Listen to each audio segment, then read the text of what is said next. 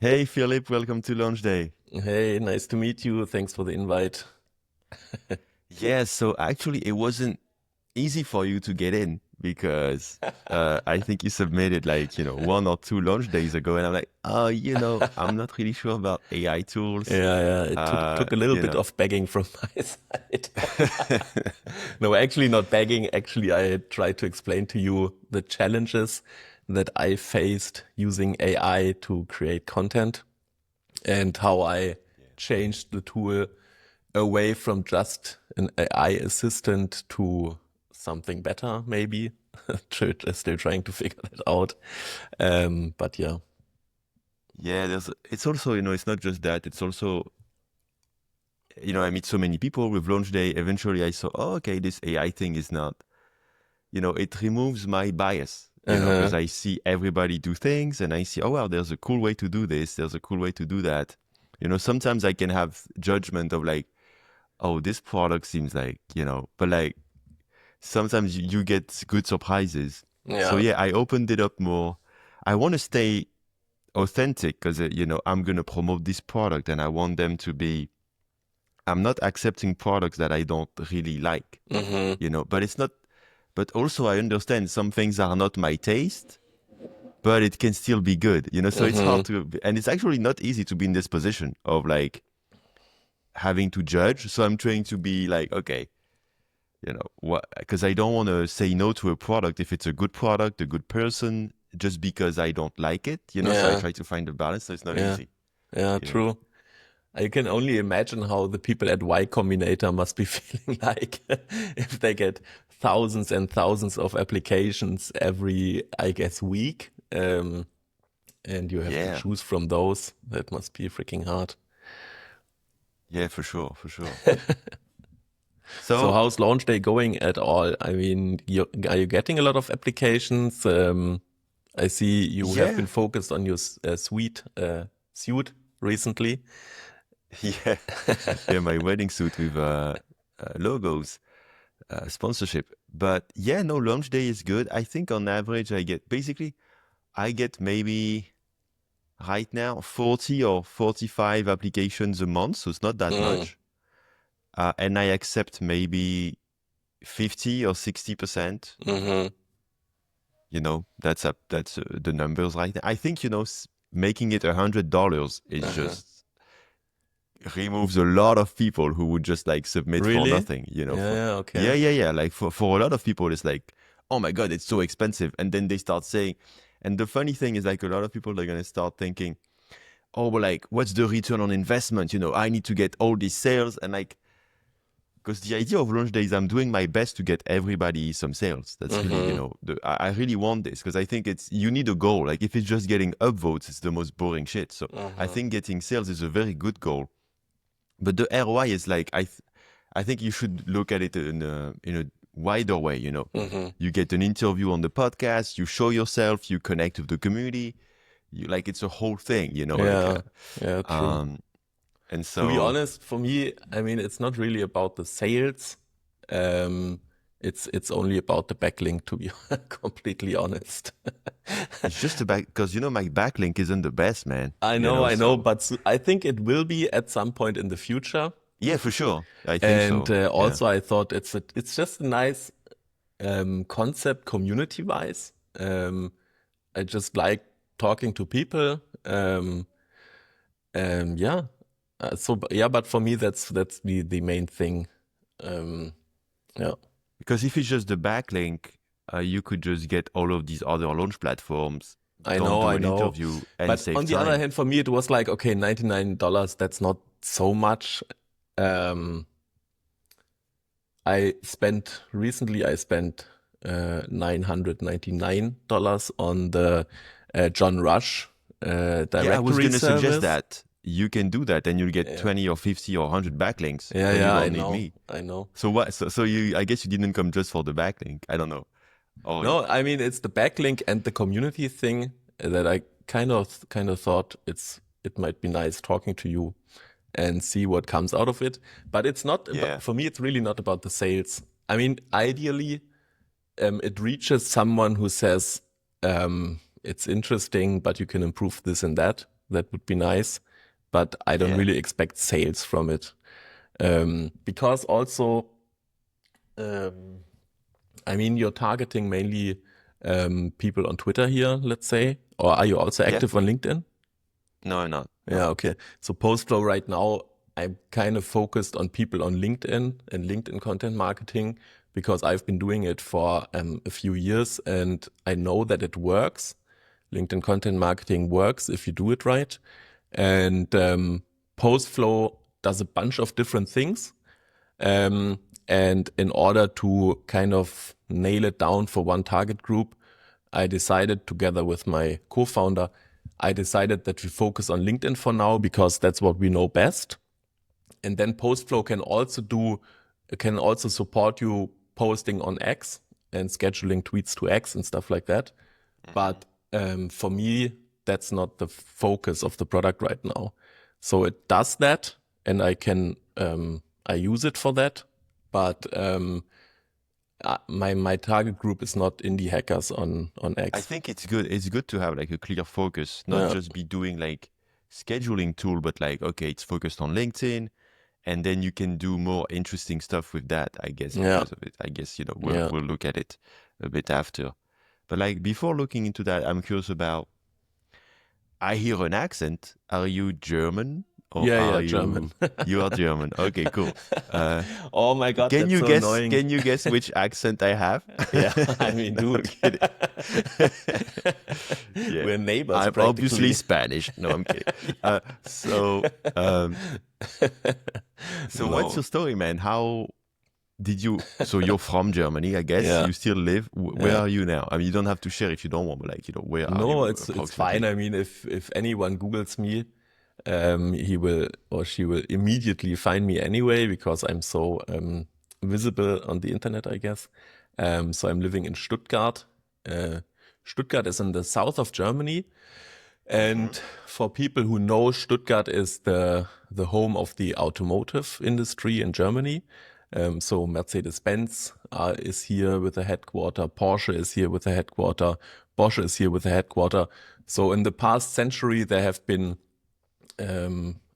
probably tens of thousands of inventions around what drives us today have been made in Stuttgart, including the automobile itself was invented and first produced in Stuttgart.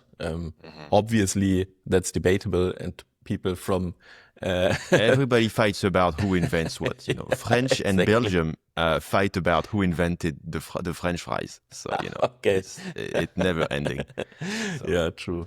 But no, I mean the automotive industry is deeply rooted here. And I was actually born in Hamburg in the north of Germany. And when I was 10 years old, we moved here to the south.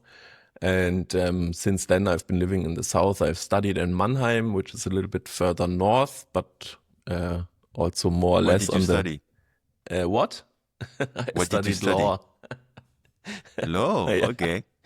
I studied law because my father studied law as well. And he was doing something completely different from law. And so I had after school, I didn't have any idea what I wanted to do.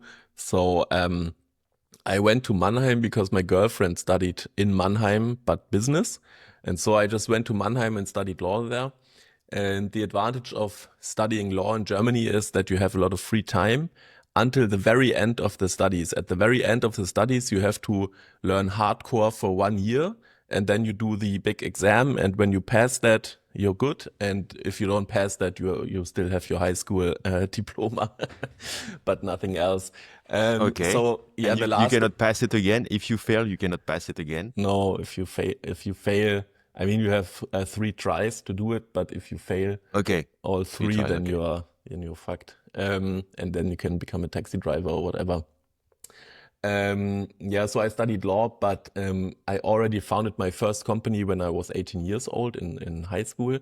Back then I'm 37 years old, so that was 20 years ago. So um, what company was that? it was a web design company. Back then in Okay. Yeah. 2006, 2005, web design was still a thing. And so it was a web design Shit. Wait. company. Wait. Wait. Wait. Wait. You said you're 37 and it was 20 years ago. and I just realized I Yeah, sold I my know. first website. I'm 36, 20 years ago as well. I was still convinced it was 18 years ago because I said that to myself for 2 years, and I Yeah, realized I it's 20 know. I that I feel made you, my brother. first website. Oh my God. I feel Oh you. shit. It's a hard realization to have in a podcast. It Yeah. Well, can I guess. turn into a life crisis. But actually, yeah, we're in the age now where you get your midlife crisis, right? So, Oh, big time. Yeah. Yeah. um, yeah, so I did this web design company, and I continued doing web design projects for during my whole studies, basically, because as I said, the law studies give you a lot of free time um, in the beginning. And so I continued doing the web design stuff, and through it, I got in contact with some guys from Berlin, and I helped them build their startup. Um, and I got a few shares from them for helping them build what it. what was the startup?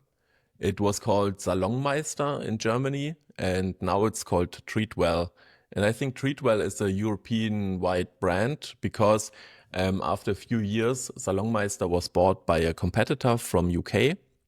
And Oh then wow. at But some what point, what's the product though? What does it do? yeah, the product was that you can book your hairdresser salon, you can book it online. Mm. So instead of calling them, you just go to the website, look for your It's hair funny, salon. every time I go to the hairdresser, they don't have online booking. And I was Yeah, always thinking, why not? Why nobody built that? yeah. And I guess, No, it yeah. exists, but and it was successful. And as I said, after a few years, they got acquired. Um, But hairdresser, they're always late though. When you go there, you go and it maybe is, I mean, maybe not in Germany because, but in yeah, I France, oh think my God. it's quite complicated to properly estimate how long they will take for each service and so on. I remember the booking engine that we built became super complex because in the beginning it was only, okay, this saloon has 2 or 3 hairdressers, and these hairdressers have a schedule each day. And so you just need to fill this schedule. And you know that cutting hair takes a half an hour or whatever, and then you can just fill the schedule. But soon they started requesting they have like some special tools that they use, but they have only one of these tools per saloon. Oh, And so you need wow. to Oh my God. consider that this tool has to be free as well when it's requested for that service and so, or required for that service and Yeah. so on. So it quickly became very complicated and complex, the booking engine. Yeah, exactly. So, but after a few years, it was sold to, back then it was called Wahanda. I think I never pronounced that brand, but it was sold to Wahanda, which was a competitor from UK, and they had a lot more VC capital and wanted to expand onto the European continent from UK, from Hmm. London, and so they bought Salonmeister in Germany and some other services in other European countries, and then And started so expanding. you just helped them, like you just did consulting for them, or did you have shares No, also? I just talked about my web design company. So with this web design company and the team that I had there, we built the whole website and the whole back end, basically the whole software. Um, because the guys from Berlin, they were only, I think they were 3 founders in the beginning, and they were all business guys. So nobody from them Yeah, had a okay. tech Nobody background. technical. Yeah. Exactly. And so I was kind of the first technical guy in the team. And I had my software development team, and with them we developed this thing. Okay, so you did that and you always been entrepreneur the few years later? Or did you No, ever becoming like a lawyer or something? Or like no, I something never with law became a for a little lawyer. for even like one little bit use of this diploma or nothing? No, no, no. I mean, I think I use my law background because obviously you understand much more about the law system if you studied it. So that helps in the everyday life, let's say.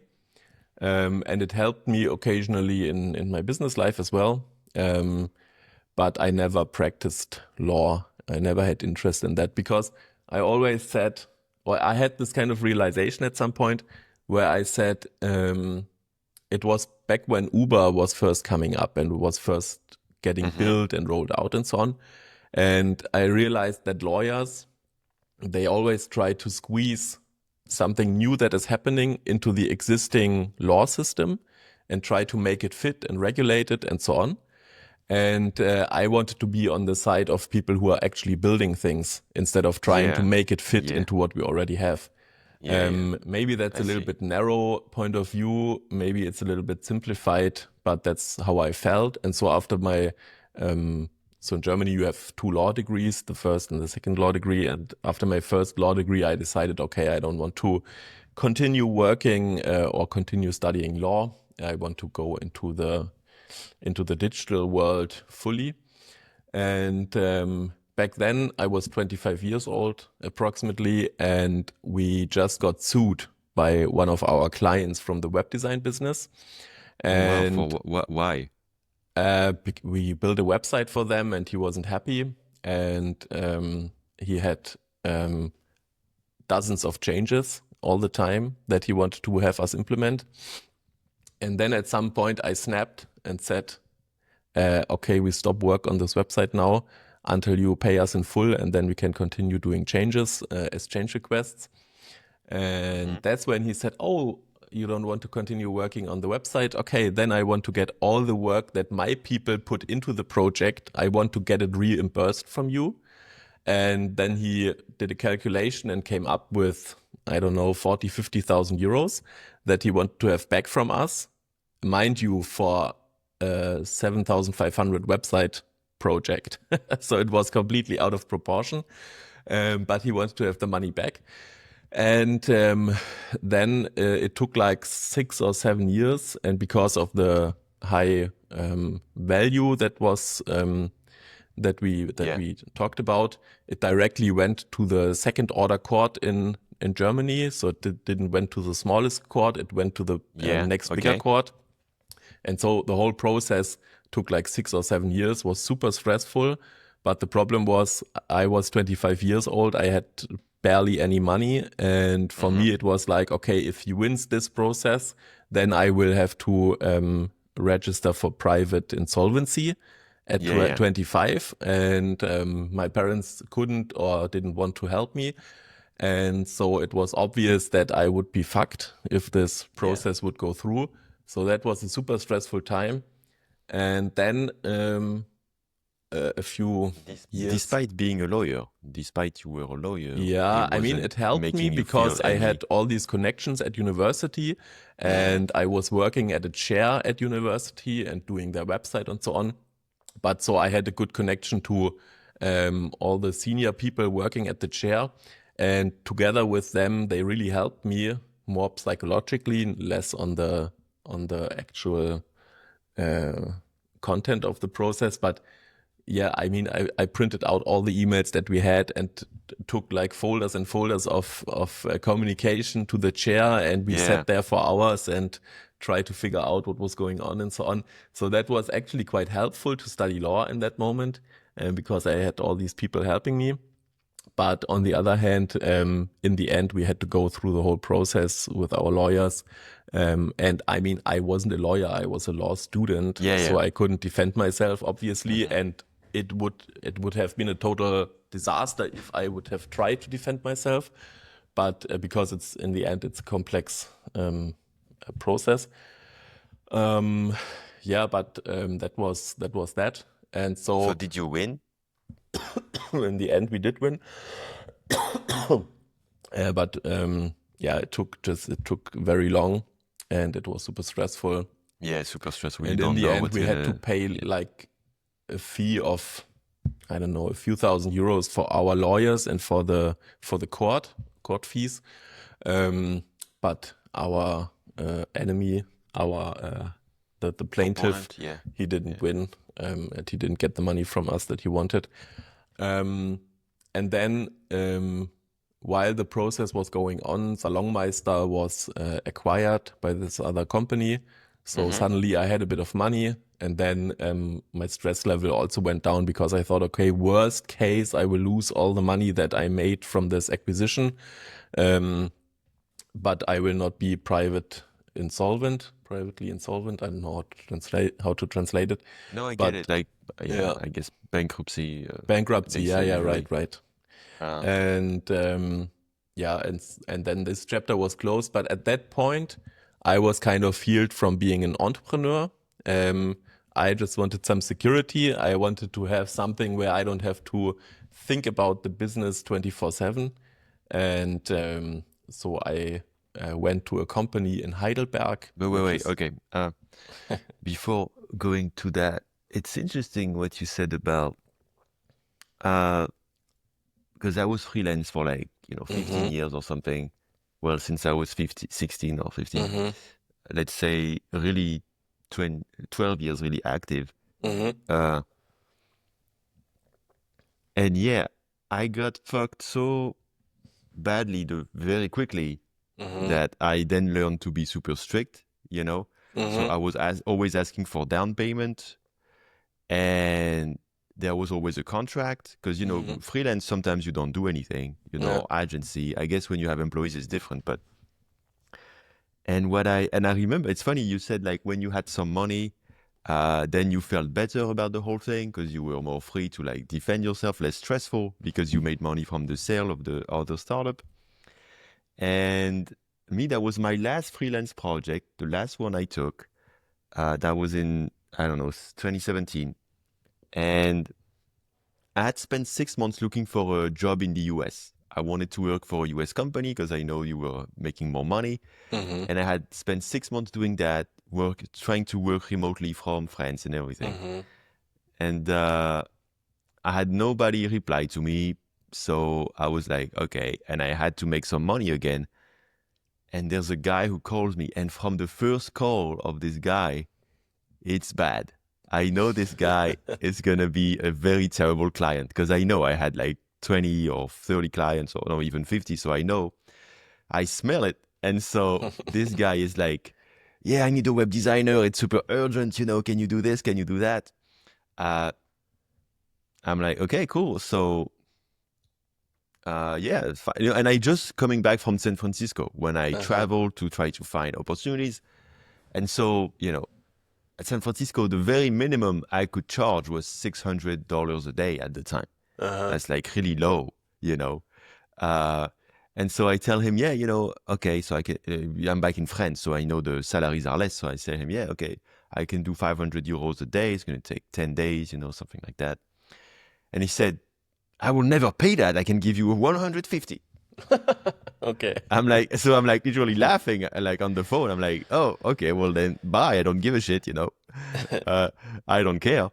And then he calls me back half an hour later. He said, you don't know who I am. I sold a startup for 1 million. I was on TV and shit. You can't say no to me. So What I the can pay fuck? you 400 a day. And at that time, I really need the money because, I didn't have any replies from the US Uh-huh. companies I wanted to work with. And I'm really running out of money. Like I have like 2,000 left or something. Uh-huh. And so I'm like, so I know it's gonna be fucked, but I'm like, okay, I can still get some money from it. So I say, okay, and I make the most strict contract I ever made. I was like, okay, so we negotiated 8 days, and I said, okay, I'm gonna work 8 days. You're gonna pay me first for 3 days. Then after 3 days, you pay me for 2 more days. Then after these 2 more days, I finish, and then you pay me the end.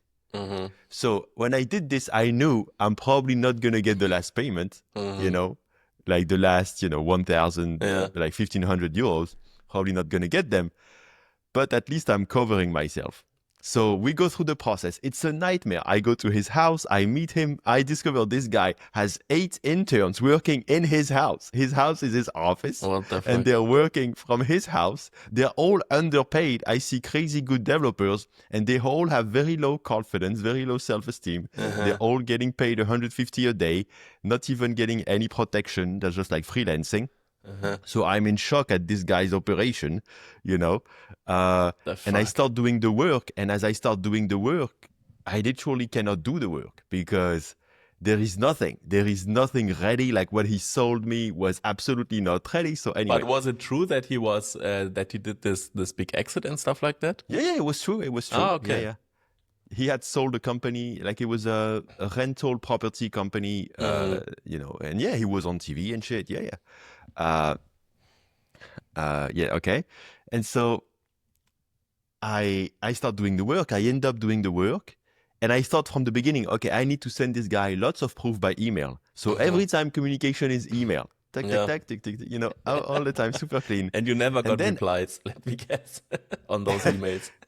Sometimes, yes, because I said, I cannot continue working. You need to pay me the next thing. Please confirm this. Yeah. So, it's just at the end, when I reach the end, I deliver. And of course, at the end, I say, okay, can I get the last payment? And of course, he says, this is not what I wanted. You misled me. Even though every step of the process, there was everything. And he said yes every time. And then he said, I never said yes to this. You literally said yes 3 emails ago, you idiot. The email. I didn't mean it like that. Yeah.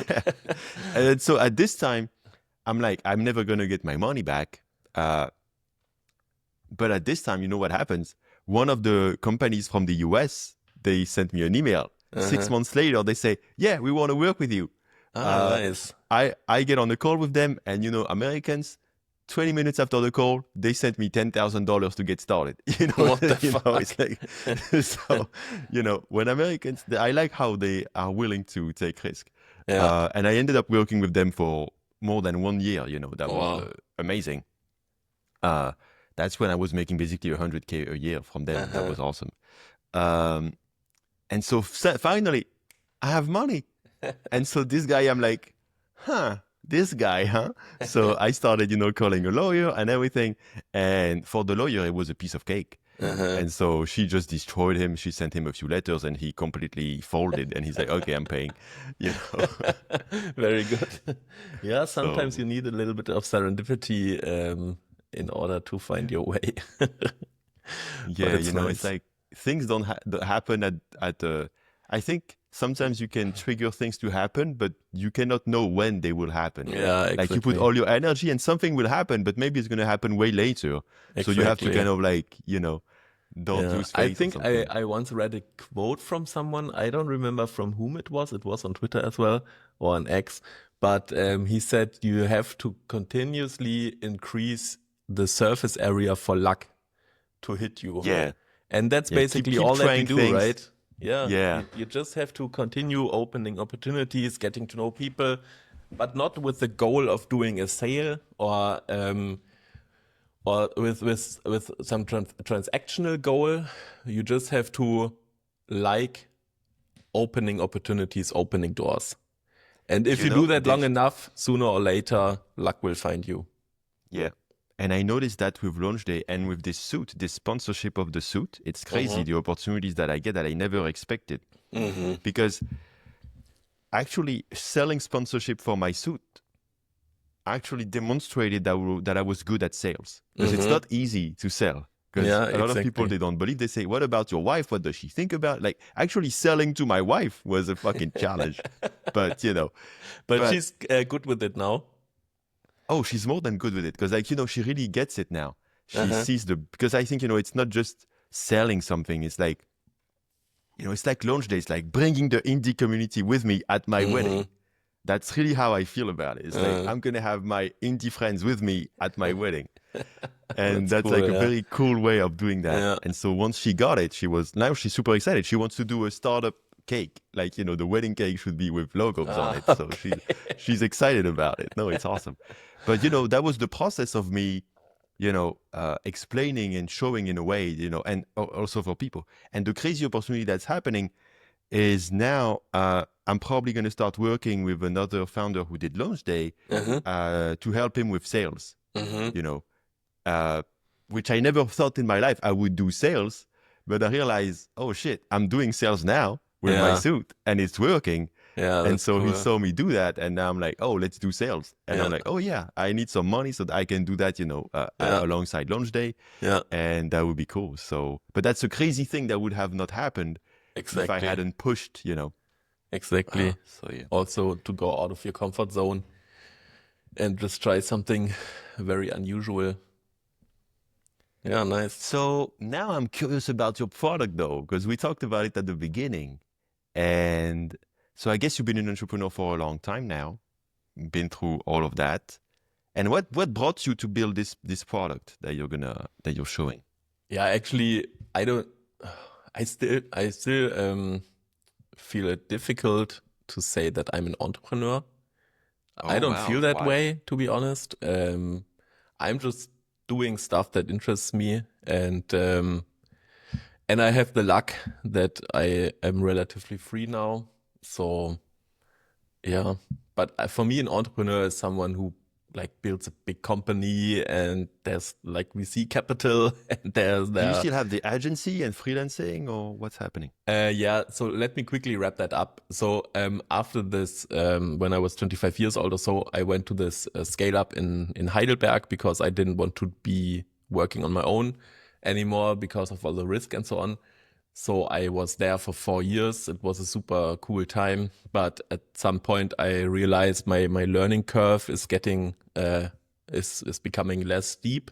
So I left the company, moved to Stuttgart, back to where I come from, together with my girlfriend, and and then I started my another company again, Reruption, like Hmm. disruption but reruption. And now that ties back to what I said in the beginning about Stuttgart. So Stuttgart is the home of the automotive industry, and the automotive industry is in a big transformation since 20 years or something like that. Um, and the first 15 years, they didn't know that they are in this transformation. But now, slowly, it becomes painfully obvious. And so Reruption was founded as a consulting company, as an innovation consulting company. And we wanted to help big companies like Mercedes-Benz, Bosch, um, and so on. We wanted to help them do this transformation more effectively by helping them explore new business models. And yeah, we help those big companies That's where the money build. is, right? B2B with big enterprise. That's the Yeah, only way yeah, to be obviously. safe, I I mean, think. consulting, Yeah. obviously, if you do it right, there's a lot of money in it. Um, because in these big companies, you have a lot of people who are insecure how to do something. And if someone external comes and says, Oh, this is an how you have to expert. do it, and you Yeah. And then they can manage to say, if they fail, increase. they can say, it's the expert. Yeah, It's not yeah, me. Don't fire exactly. me. Yeah. But you don't Exactly. care. So it's perfect. Exactly. So that is what I did for another 6 years, or for the last 6 years. And then this kind of innovation consulting that we did, this is changing now. Many big Hmm. companies are giving up on their digital labs, and they don't do these digital business explorations anymore because they don't have the money, they have to save, they have to Yeah. focus on their core business and so on. So this is changing. And then last year we decided, okay, let's refocus Reruption and do something else. And that's when AI obviously came around the corner. Oh, wow. And so we said, okay, let's fully focus on AI now, try to find clients there, try to do consulting in that area. And then we obviously also started, or I personally was interested, how can I program with AI? And Yeah. so last May of 24, I started doing some small projects where I used AI to do the programming. I hadn't So did you programmed. know how to code before? Yeah, the last time that I was actually coding was when I was 16 years old, so also Yeah. Okay. 20 years ago. Um, but when I was 16 years old, I programmed something like, do you know medium.com? This, Yeah. yeah. So I So programmed a something website for like that. publishing articles. Yeah, exactly. So I programmed something like that when I was 16. And obviously it didn't really take off. I made a little bit of ad revenue from it, but that's it. And I closed it a few years later again.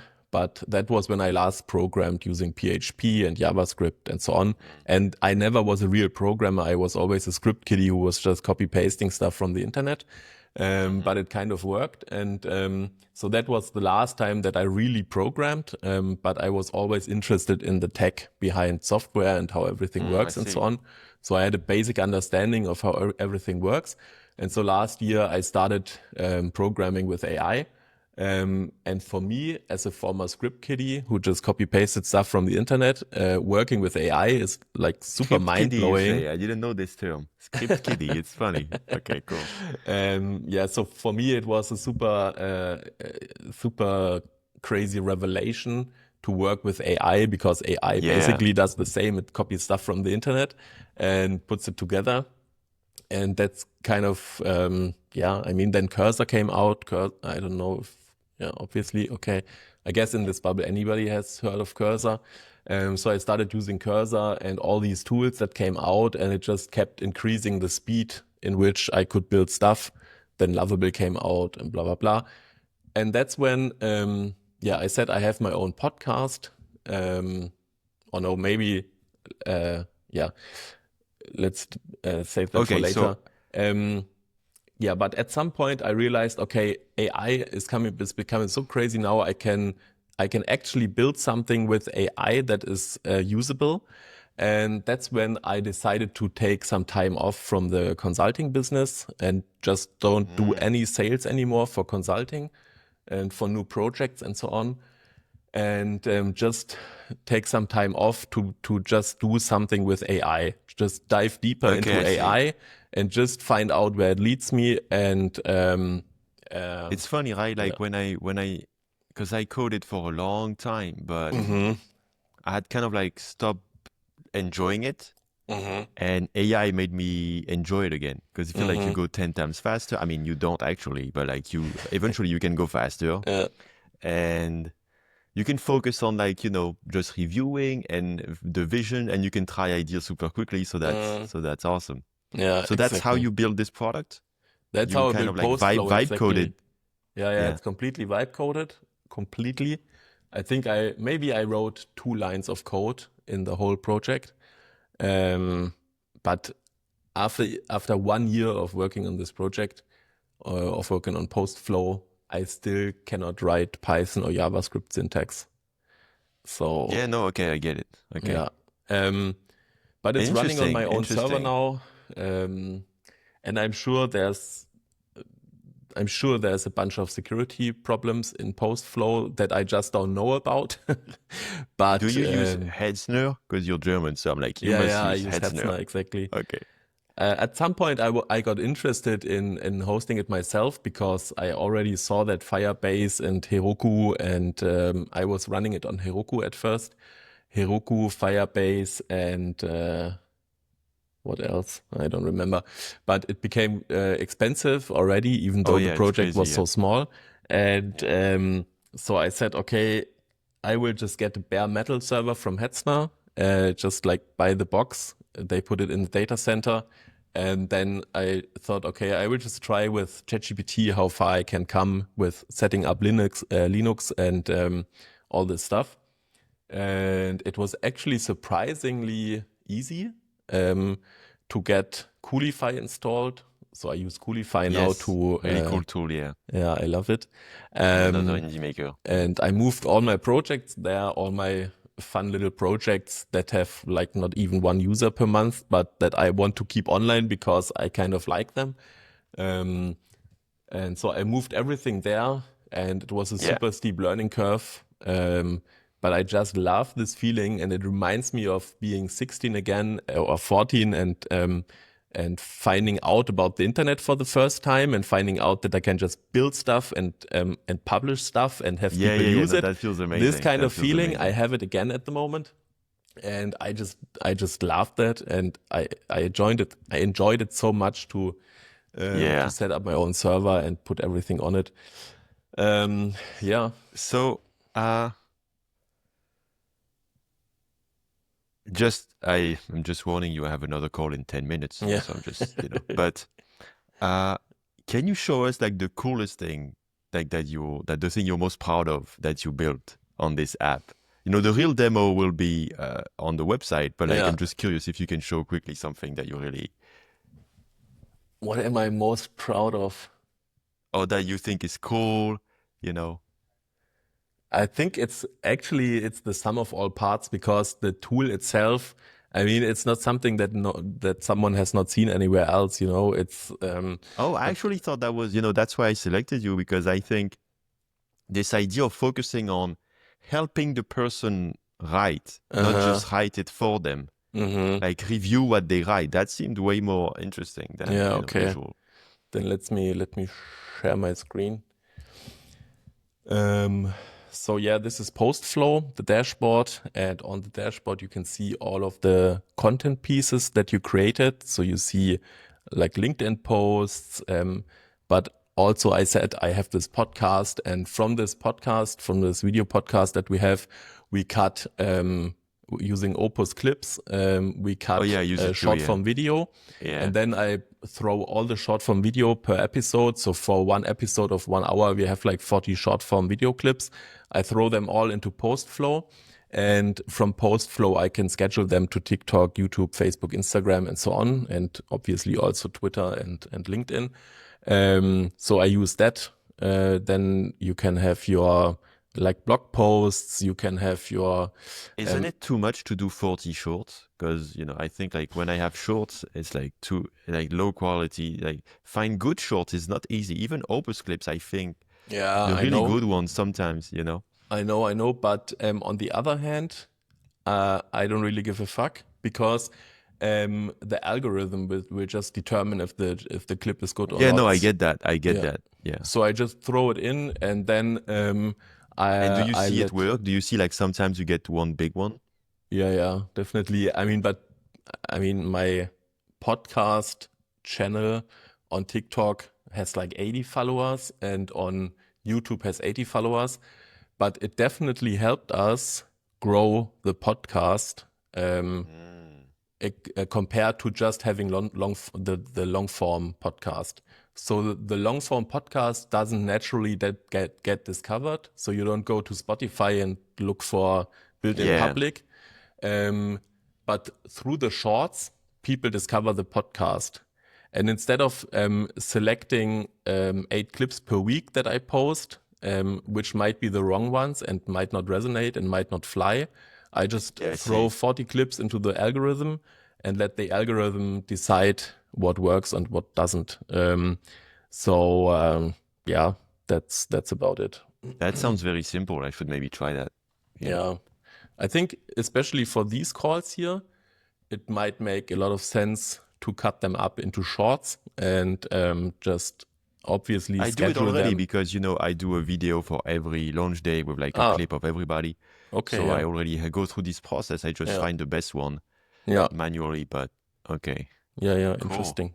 Yeah, and then you have your tweets here and so on. So you have all your different content pieces because in my vision, PostFlow is a content marketing tool for small business owners, for self-employed people and so on, who want to do content marketing on all these different platforms, on LinkedIn, on their own blog, because doing blog content, it just works to get organic traffic, Yeah, on SEO. Twitter, and so on. And so in my vision, PostFlow is this content marketing tool for all these channels. But yeah, the thing that you just talked about is the editor. So in the beginning, we had these clips from our podcast, and then you can do per clip, you can say, okay, generate a LinkedIn post from it, or generate a blog post from it, or whatever. So that's the quick generation. But in order to get higher quality posts, you actually have to have your own ideas. And with PostFlow, we want to help you put these ideas into something that is actually a working LinkedIn post. So you have this, for example, you have this create LinkedIn post, but you have the same for create X post, you have the same user interface, and the same for create a blog post. But for create LinkedIn post, you have this user interface. On the left here, you see your notes area where you can input your notes. In the center, you have the editor where you can edit what you're working on. And on the right, obviously, you see your preview.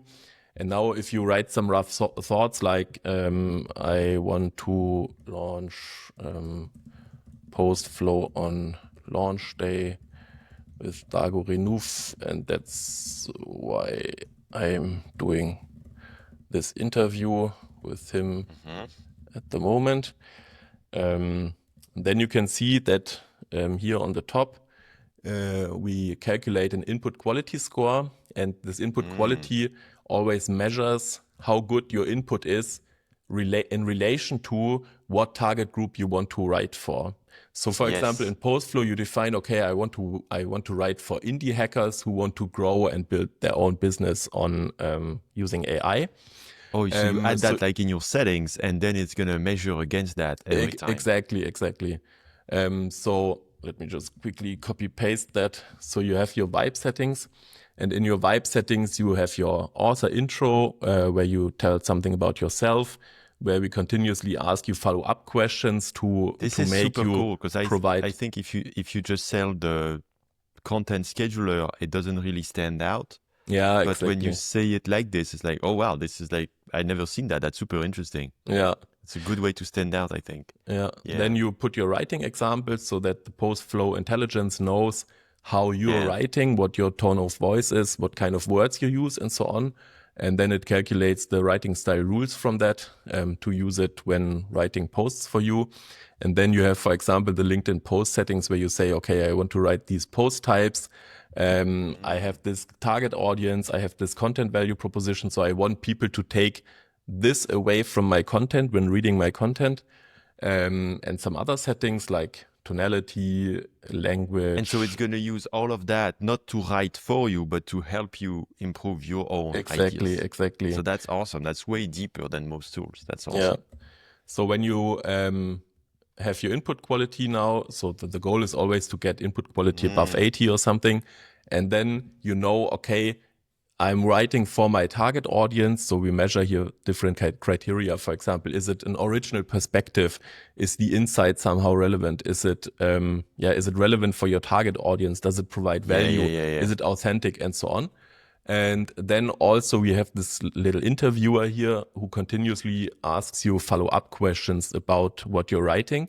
And these follow-up questions, they are also designed in a way to help you write better for your target audience. It's based on, again, your original data that you put. Exactly. I see. And then when you're done writing your notes, you can either click Improve Post, and then it will take, obviously this input here is now shit, but let's see what it makes from it. And then in the background, PostFlow Intelligence looks at, okay, what kind of post types do we have? Like, do we want to write a contrarian post, or do we want to write an X versus Y post?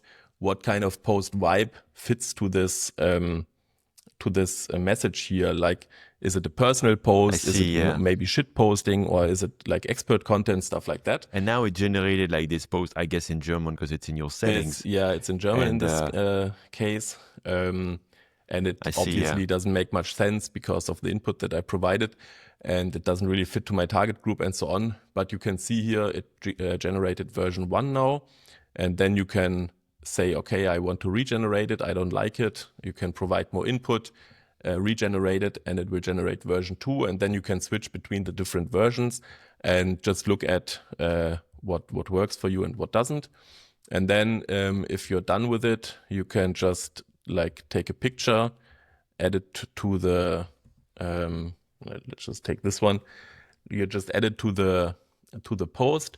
And then you can say auto schedule, save LinkedIn post, and it will automatically schedule it for the next available time slot. I see. And save LinkedIn post. Or you can like go to your dashboard after you create a bunch of posts. Go to your dashboard. Hello, Pramod. I'm sorry, I'm still in the previous call. Can you come back in 5 minutes? Yeah, sure. Sorry. No, it's not you, it's me. Let me just quickly wrap it up. So you go to your dashboard, you select all the content that you want to schedule, and then you either press schedule or you use one of our hotkeys to schedule it. And then you come into the scheduler, and it will automatically put all the content that you selected, distributed over a certain time period, so that you don't have to click around here in some stupid user interface. It will just predetermine what makes most sense, what to post when, and then you can just quickly schedule it. And after you scheduled everything, you will come to your content calendar. And in your I don't know how much customers you have yet and how the feedback they gave you. My hunch is that it's the most interesting thing for me is the content thing, the scheduling. I don't really see it. I mean, I don't. It's cool, but like I don't see how it's unique. And so I'm just wondering, do you have like feedback from people already who bought it? Barely, because we don't have a lot of users. So Yeah, what we're okay. trying to do at the moment is to offer some kind of micro agency service where people don't use it in a self-service, but instead where we help people who want to do content marketing on LinkedIn. We help them do that. We do like regular interviews with them, and create a post from that and then post them. But yeah, obviously the whole scheduling and publishing part, this is just like a commodity, and it's just like a sanity factor, because if you create content somewhere, you don't want to pull it out of that system and then schedule Yeah, it I through see. I see. LinkedIn. No, Yeah. and I like the idea of like upscaling to an agency. I see there's another maker I'm interviewing that on this launch day that is doing that. And I think it's a good way. Like it can even like make you stand out as an agency if you have Yeah, the tool, but I mean, for you us, know? agency is just we don't do it because we love doing agency. I want to, so my ambition is I want to build a product, because I've never built a product. I've Yeah, always yeah. done projects No, since I 20 get it. years, Yeah. and I I like it. I understand you. like Yeah. project business and consulting business and so on. But I wanted to prove to myself that I can also build a product. Yeah, I feel the same. So agency for us is more to get feedback from people, to get Yes. to work more closely with people and see how they interact with the system and so on. So that's our agency offering. But in the end, obviously, the idea is to build a software as a service. No, I get it. I have the same feeling of like, it's easy for me to do freelance and agency, but I want to do something else. And then it Yeah, became easy for exactly. me to do a course, but then I want to do a SaaS, not just a course. I want Yeah, some, exactly. And even right now with launch day, I'm basically still kind of like not agency, but I do the interview, so It's it's a not like service business. automated. Yeah, obviously. Uh, but I actually like it, so it's fine. Yeah. But like I feel like I'm always like I need to do something. Like I'm obsessed with this. So Uh-huh. I'm not sure I it's feel healthy actually, you. but yeah, Yeah, I feel you. yeah. Well, Um, I feel a bit bad that like I feel like I should handle these interviews a bit better, so we are not rushed at the end. I'm sorry. I apologize Don't for worry, that. I talked a lot about myself as well. So, No, and I it's think fine. we No, could it's keep not that, but talking it's for like 2 hours or so if you wanted. So yeah, maybe it's yeah, good that it's a little bit time boxed. yeah, maybe yeah, because I'm still trying to balance it. So anyway, that was awesome to meet you. You too. Good luck on your launch day. So you Yeah, will have the thanks. product demo for people to see. Like, Yeah. Thank you. Thank you. Bye bye.